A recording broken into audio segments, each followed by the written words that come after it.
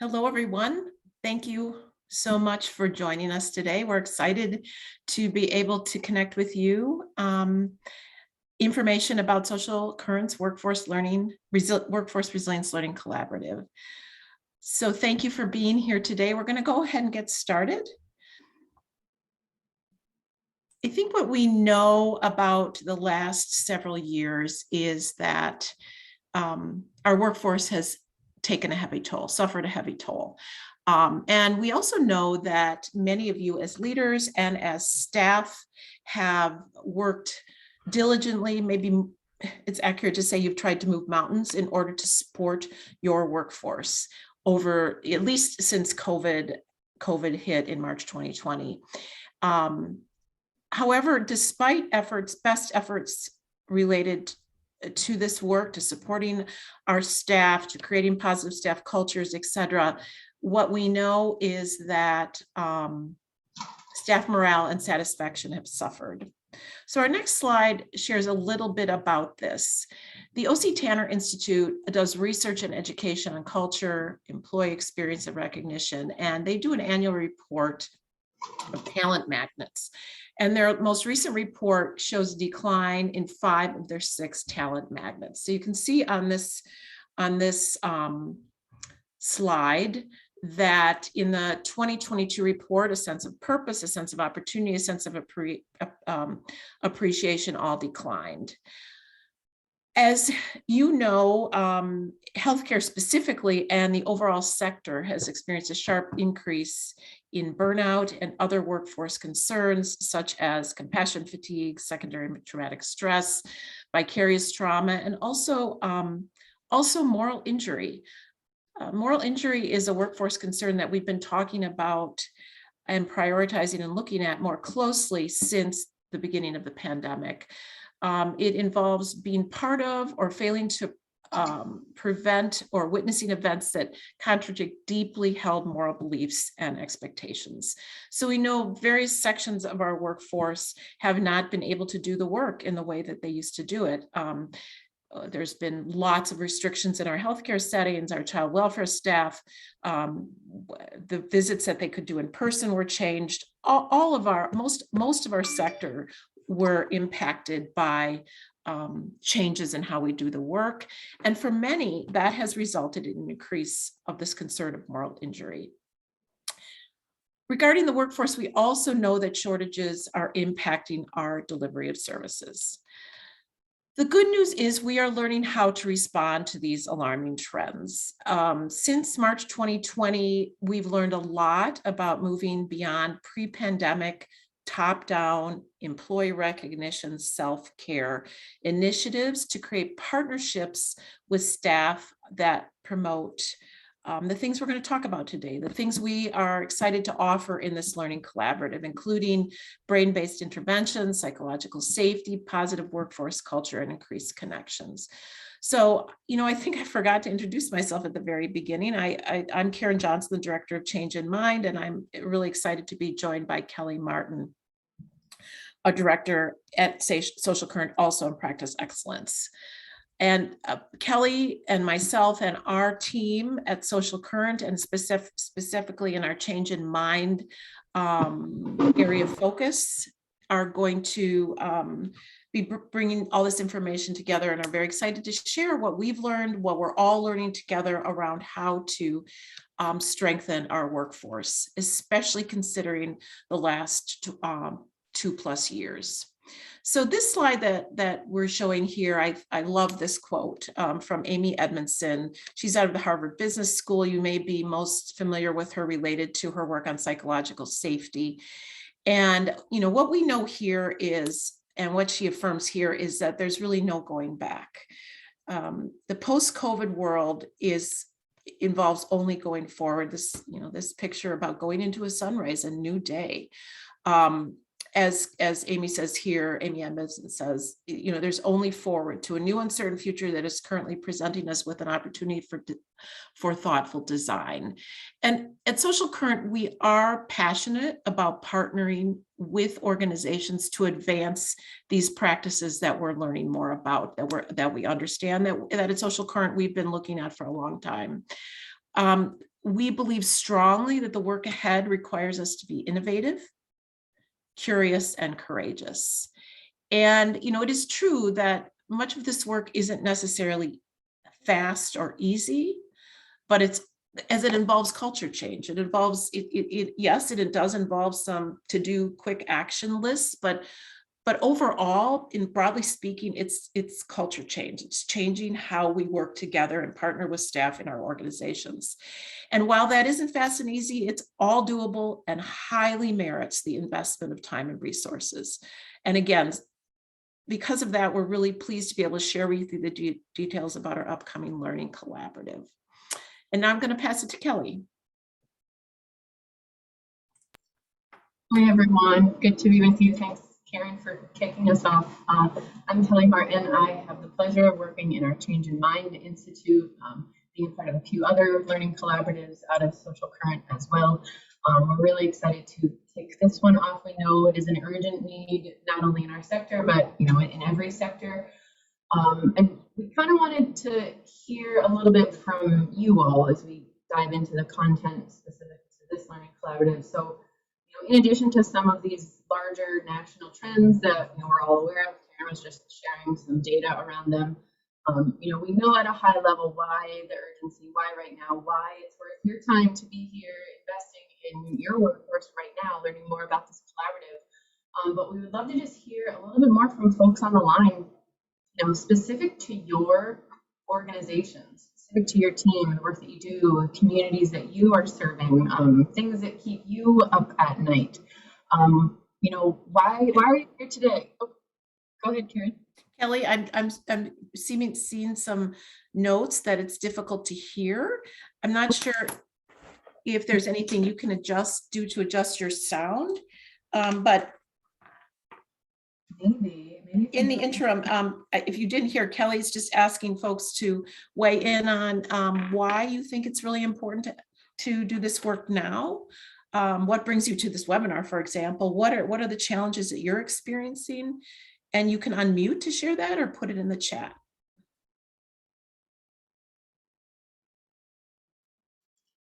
And just to test, is that better if I'm closer to my laptop? I apologize. I didn't have my eye on the chat. Yes, that's better. Okay.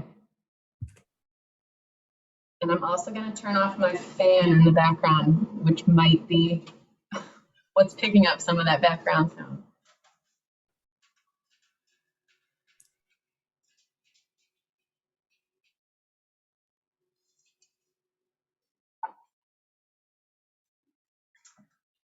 Hopefully that's better too, without a little disruptive background noise. It's a hot one here in Milwaukee today. So I'm seeing in the chat some responses, and also really encourage people to come off mute if you'd like to share verbally, if that's easier. So recruitment challenges, especially around clinical staff, recruiting and maintaining staff, the competition that is very real. And Wendy, the question again is just, why act now? Why are you here investing your time and energy in workforce resilience, in learning more about this learning collaborative? What are some of the big challenges or circumstances specific to your organization or your community that brought you here today? Competing with telehealth. Yes, we've heard a lot. We had one of these info sessions last week too. This came up around competing with healthcare sector and telehealth, ability to work remotely. Looking ahead, I appreciate that response, Shauna. I think a lot of us are in a reactive state right now, recognizing all that's going on, and also at the same time, very important to remember, strategic planning, looking ahead, building that strong pipeline of talent. Burnout, that is real. The compounding reasons, we hear that, absolutely.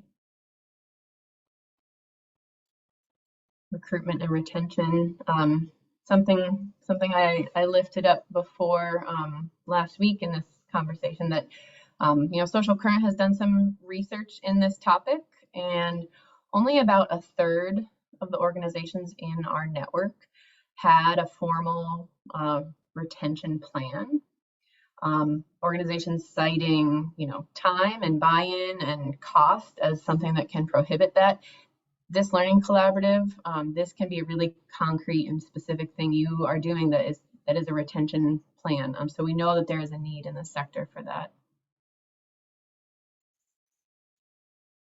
I see Christine lifting up some of the specific kind of content.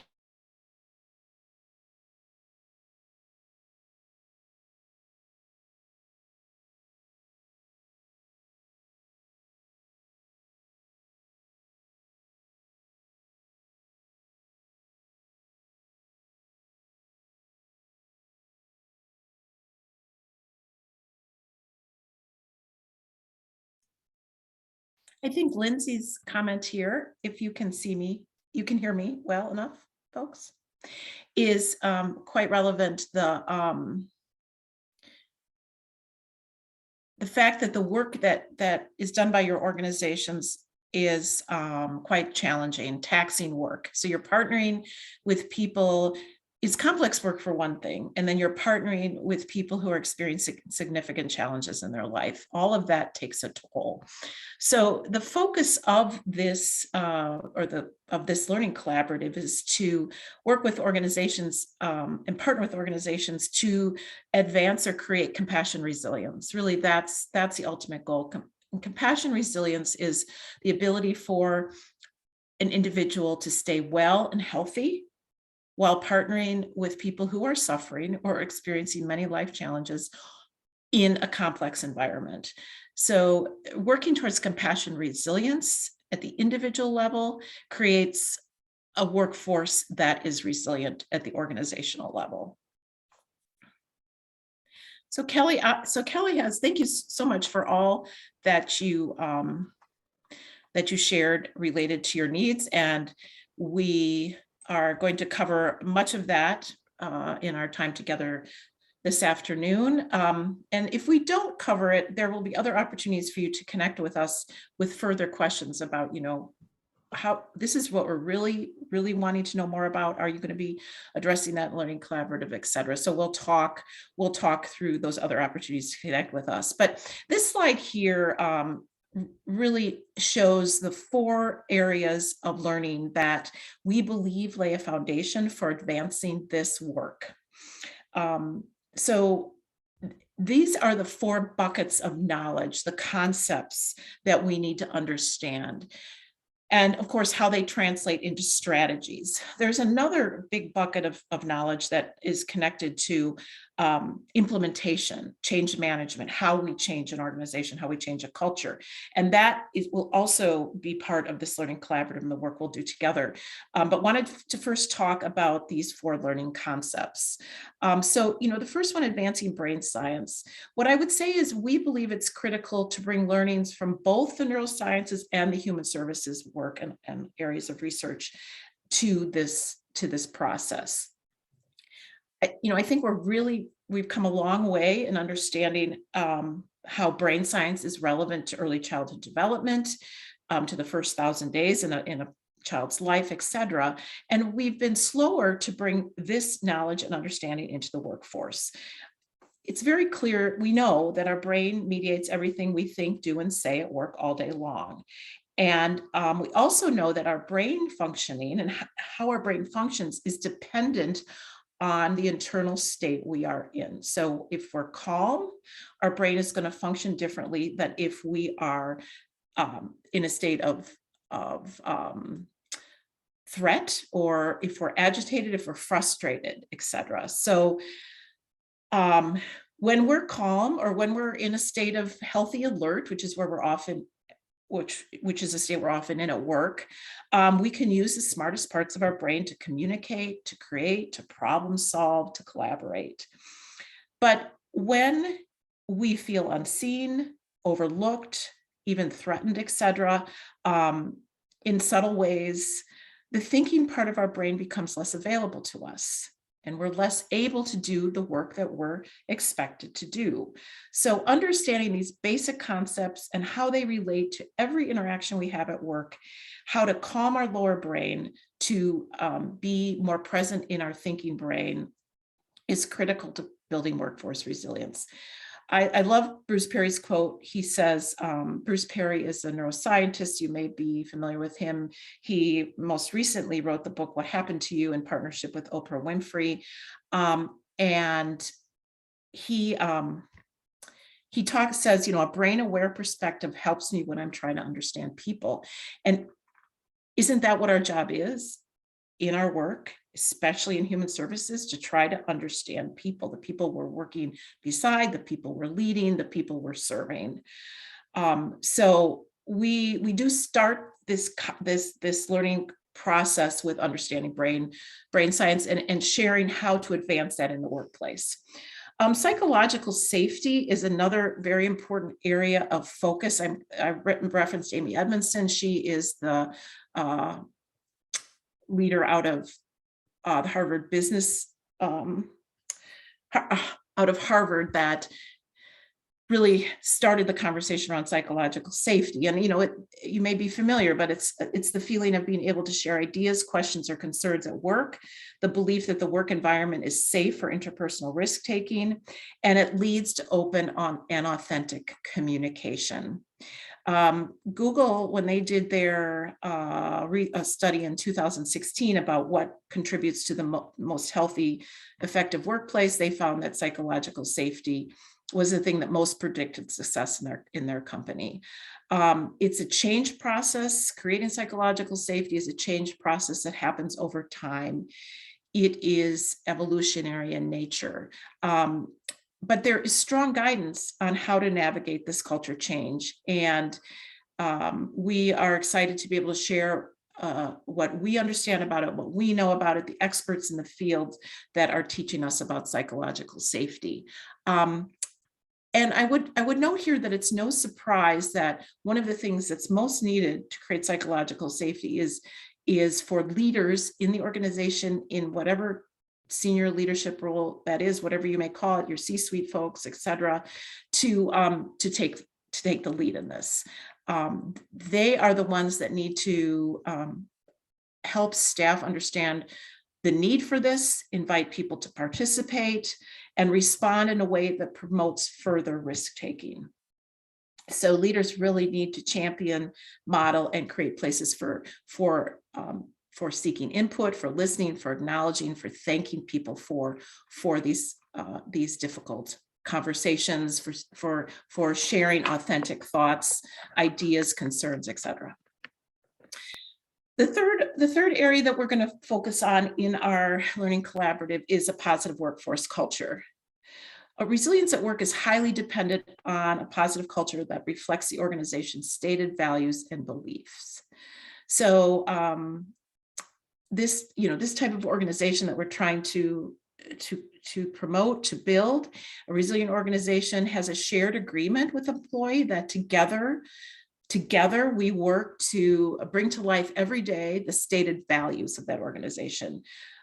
So operationalizing is one word we can use, to operationalizing our behaviors, our customs, our practices, making sure that they all align with the stated values of the organization.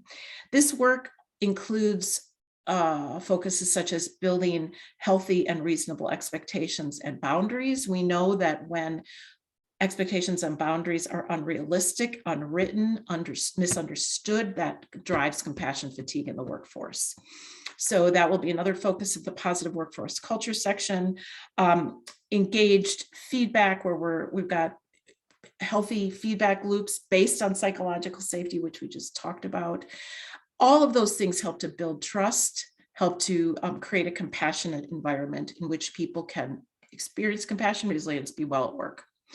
And the last one I wanted to share was about building connection. We know that we're all hardwired for connection. That's how our brains are built.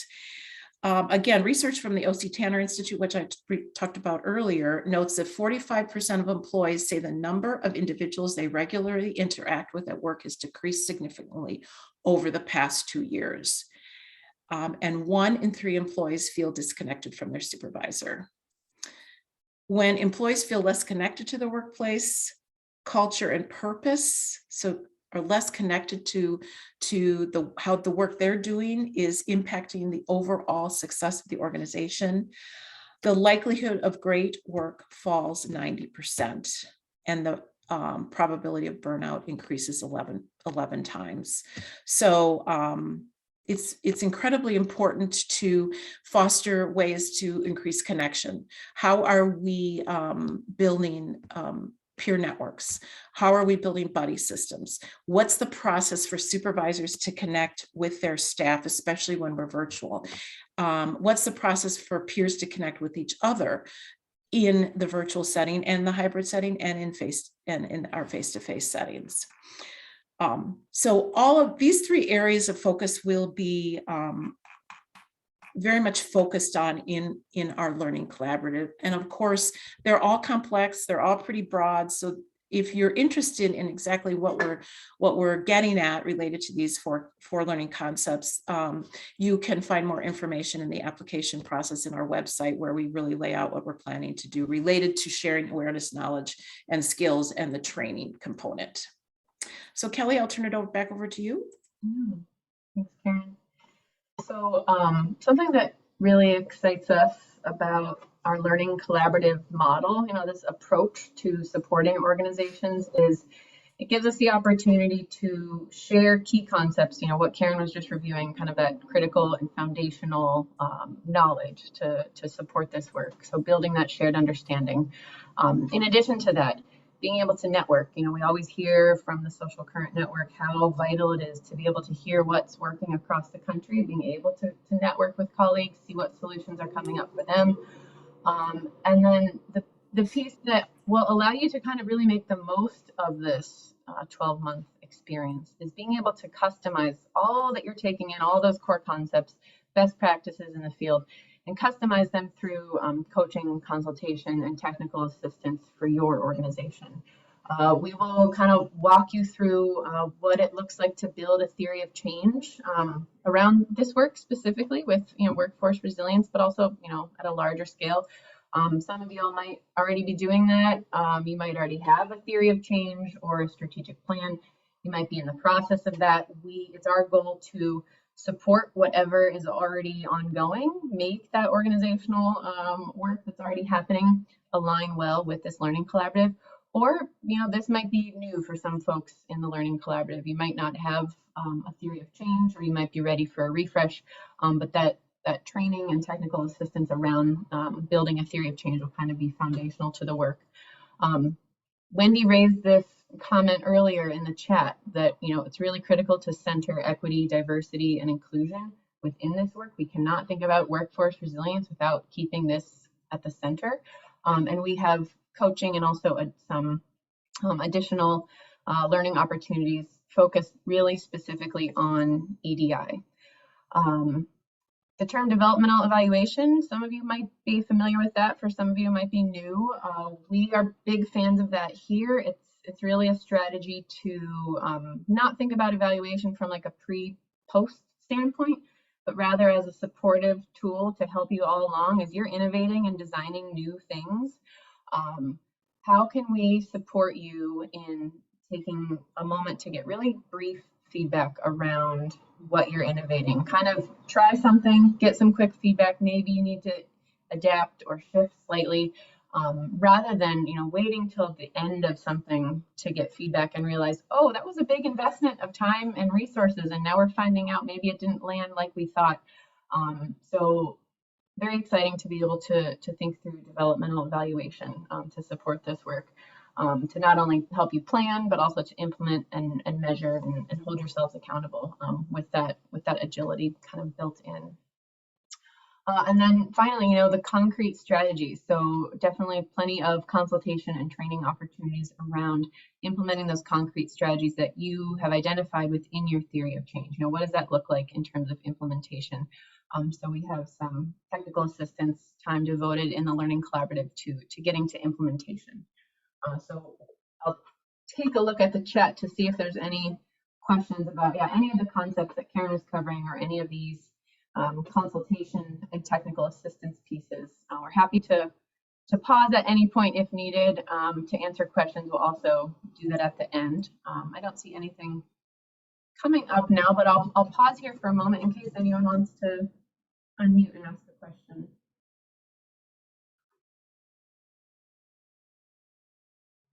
Okay. We will then move on to the next piece here. I'll turn it over to Karen. Thanks, Kelly. So wanted to move into, how we do this, or the structure for partnering with you and the organizations that join us. And I wanted to talk first about our thought about the primary change agent process. Who are the people that make this happen within the organizations that they're in? And we have two ways that we're thinking about this, two pathways for this to happen. They will work together, certainly, and then work separately. But the first is a core implementation team. It's our belief that, and our approach, that this team serves as a bridge between our social current faculty and the organization. This team would lead the theory of change process and ultimately lead the planning and implementation action portion of the initiative that are identified in the theory of change. We envision this team as perhaps including, depending on the size of your organization, from 5 to 12 people, depending on what your capacity allows, and to represent the various areas on the screen. So we would need a team lead who would be our primary person to connect with, and who would maybe take the charge of making all the team meetings happen, et cetera, in the organization core implementation team, although you could obviously structure that any way you need to. Definitely believe a human resources representative is relevant here, as when we're talking about staff, this may involve changing processes, changing ways that you do onboarding, changing training practices. So that person and that voice is pretty important. Of course, then talking about having staff from different levels of the organization. So direct service staff, if you do direct service, but staff who are not management, who do not supervise others. And then of course, management, we do recommend someone with a data or evaluation experience, someone who can be that voice always asking the question, so how are we going to measure this? And then we would also recommend that an executive leader is on the core implementation team.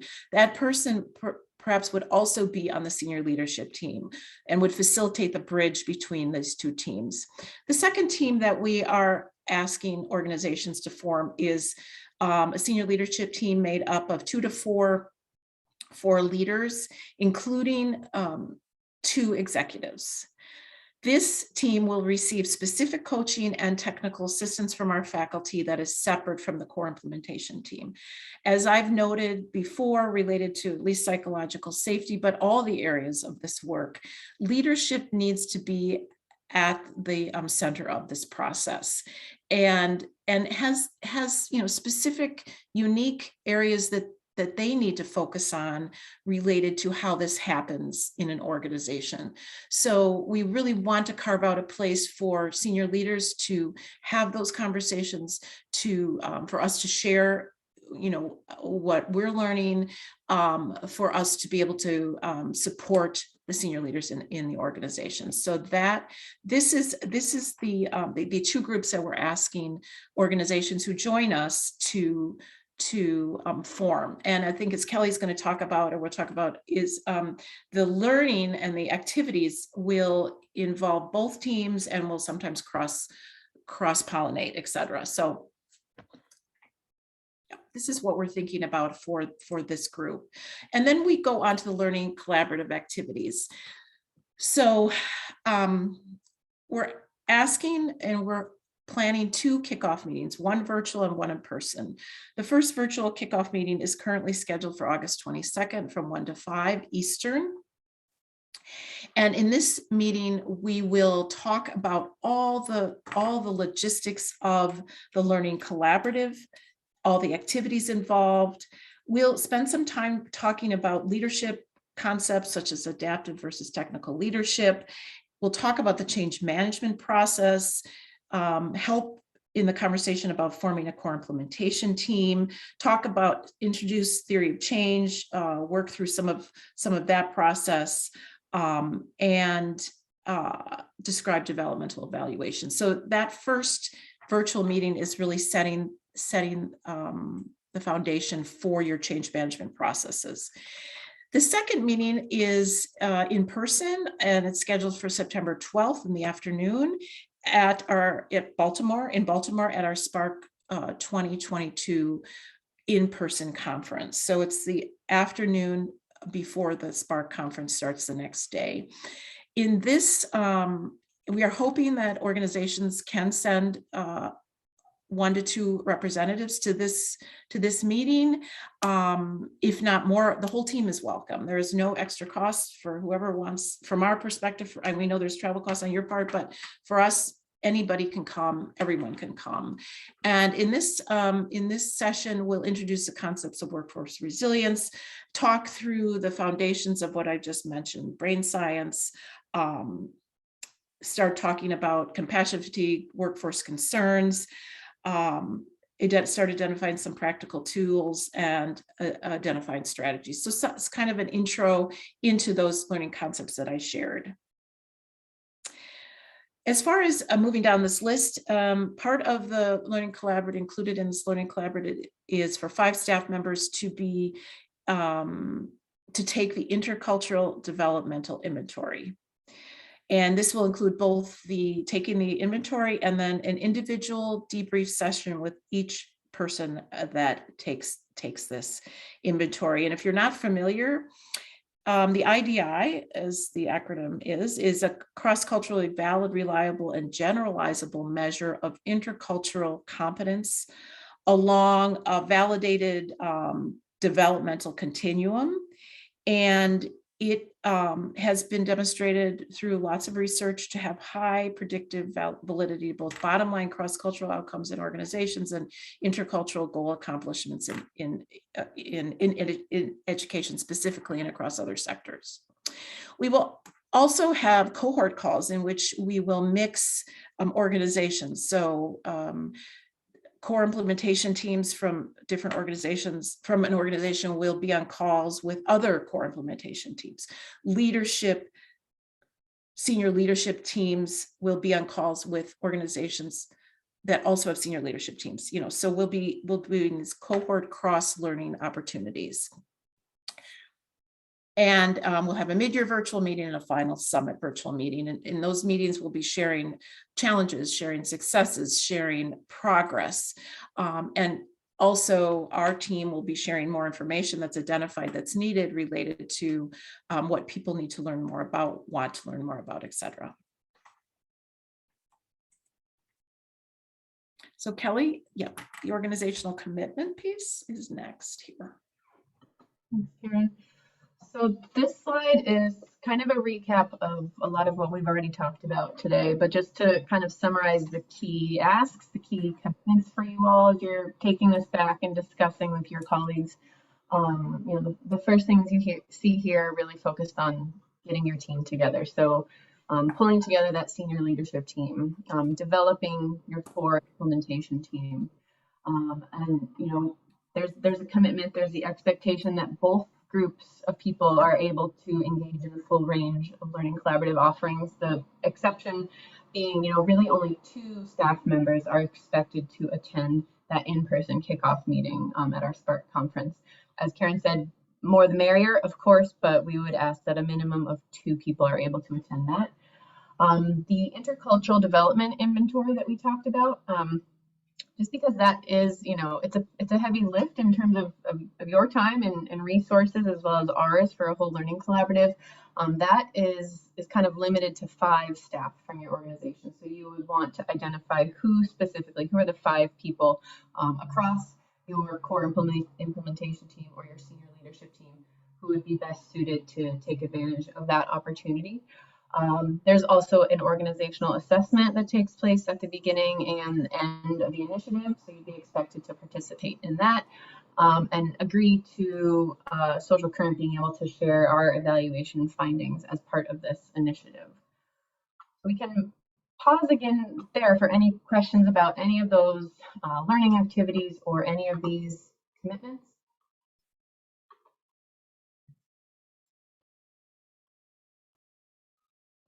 See any coming in?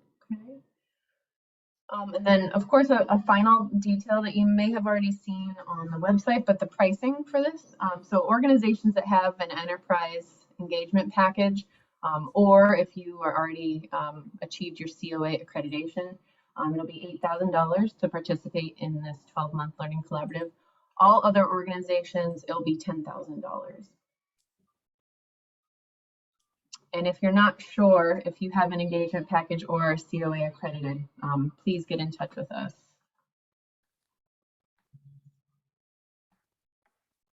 Any other questions about, I'll jump ahead next to this slide about the timeline, just to kind of recap some of what we shared that, in terms of moving ahead. And here we have, last week and this week, we had this informational webinar for interested applicants. As we approach the deadline for applying to be a part of this learning collaborative, which is July 8th, we will be hosting 2 office hours opportunities. So that's as you're working on your application, if you're interested in really participating in this, as you work on that application, we see those office hours times as a chance for you to just plug in, ask questions, finalize that application, ask any remaining questions about the learning collaborative itself. So make sure those are on your calendar if you're interested to attend those office hours. By July 15th, we'll be able to notify all organizations about their participation. And then, as Karen already mentioned, we will have that first virtual kickoff August 22nd, and then our in-person kickoff at our Spark conference September 12th.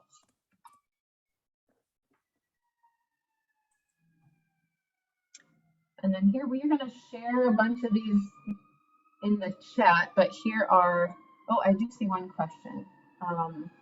That was me, Kelly. I was just asking if we're co-accredited. So I'm wondering if the 8,000 is all inclusive, aside from the travel and lodging.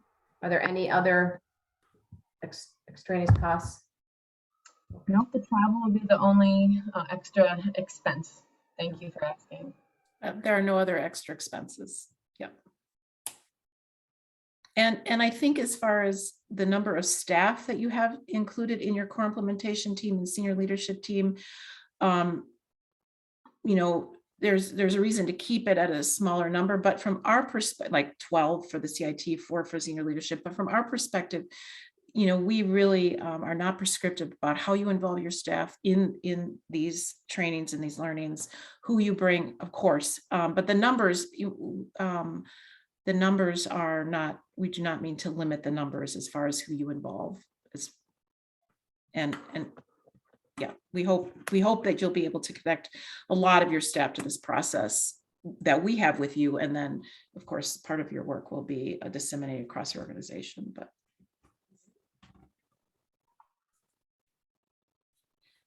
any questions and questions? And see if we have the answers. If not, we can get back to you. This is our first collaborative cohort on the workforce resilience. Kelly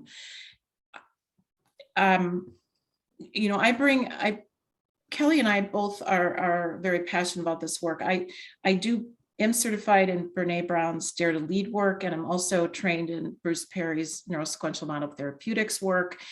And our Texas Change in Mind work that we do, and our Change in Mind work in general, is very focused on brain science and equity, diversity, and inclusion. And all of these things, along with what we're hearing related to the needs of organizations as a result of the pandemic have caused us to launch this first learning collaborative. So this is our first one. So I don't have outcomes to share from previous events, but I will tell you that this design that we've laid out really reflects many of the things that we've learned. I work at the National Council for Mental Wellbeing, which was the National Council for Behavioral Health. I worked I led the Trauma Informed Services portfolio for 5.5 years, and learned a lot about learning collaboratives there. Facilitated that a lot, close to 100, and learned a lot. So we're bringing that information into this work. The Alliance for Strong Families and Communities, which is a legacy organization, along with COA, Legacy Organization of Social Current, also has a good amount of experience with this. So we're also bringing those learnings. I think one thing that's reflected here is the senior leadership team cohort. We really understand, I think, that those needs of a senior leadership team are unique, and senior leaders need a place and deserve a place to be able to talk about these changes, this work. And so that's one specific way that we've taken our learnings from previous work into this new endeavor. Let me see, are there other questions that have shown up? Just one from Sharon around sharing the slides. I did just drop the slides into the chat. And one more coming up from Karen, Karen Severhill. Good question, Karen. We do not have a vision of what an optimal type of organization or agency for this learning collaborative would be.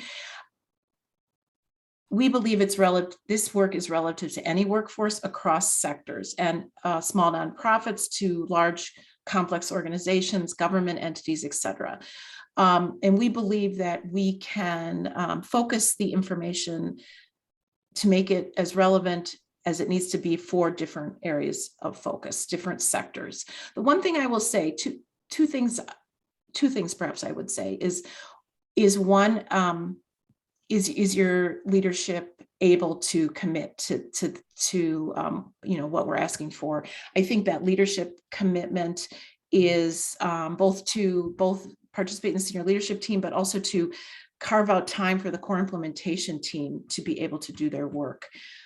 I think that is probably the biggest criteria that we would be looking for related to an optimal organization participating in this initiative. I don't know that organizations have to have a ton of experience in this area. Many organizations have been doing lots of great work. That's very helpful. But if this is, newer thinking or newer areas of focus for you, I think all organizations along the developmental continuum are welcome and can learn significantly from this process and benefit.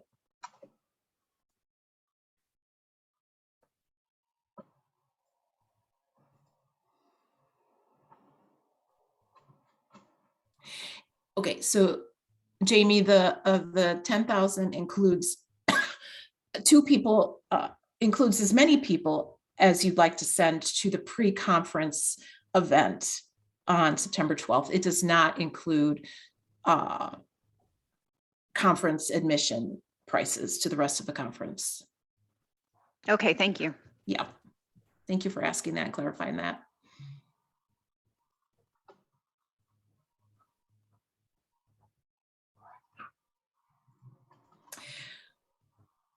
So yeah, we've come to the end of our call. Thank you, Wendy. And thank you all for joining us. Any other questions?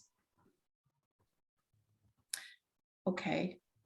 Well, we've come to the end of our time, and this is really only scheduled for 45 minutes. So We'll bring an end to this conversation. So appreciate your time. Please fill out the evaluation of our time together today. We appreciate your feedback and input, and please reach out if you have any other questions, either through office hours or an email. Anyway, we'd love to have a call with you any other way you'd like to connect. We hope you'll consider joining us, and if that happens, we really look forward to working with you. But thank you so much and enjoy the rest of your day. Thank you. Thank you. Bye-bye. Bye-bye.